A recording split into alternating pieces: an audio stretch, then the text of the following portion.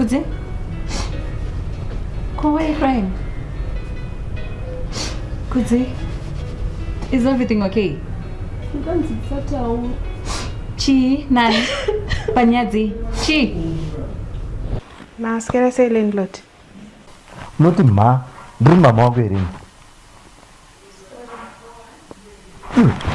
You are going to go to the Gabon. I end up Musha Nisu. Musha? Are you serious?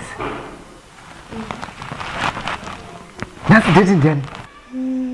The 29. So what do you do parent? Kumari yangu iri kupi? Mama wangu asina mbondisira. Utoita urwendo rwekuenda kumusha.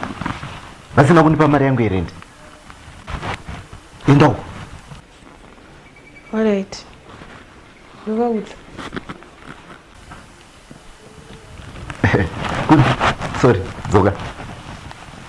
Ungadogara panze wewe. Mubiwa unoitwa zvinhu zvaka azvikana kuchekwa kuuraiwa ipapa panze papa. Andikuzvona. But panapa ndingoti yes. Uzoda kusiya maoko mangu. Feel free. Aiwa, landlord. Chi? Aiwa. Ura kugara panze? Aiwa, ndinoda kugara panze. Kunzi. Chi? I'm landlord.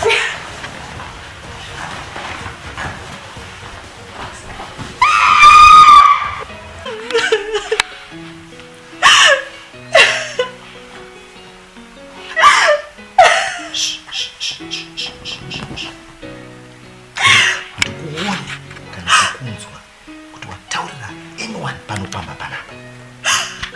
Tinodimbira musoro. Wazvinzwa? Ndezvedu tiri tu. Watokura zwa. Unogeza chinji.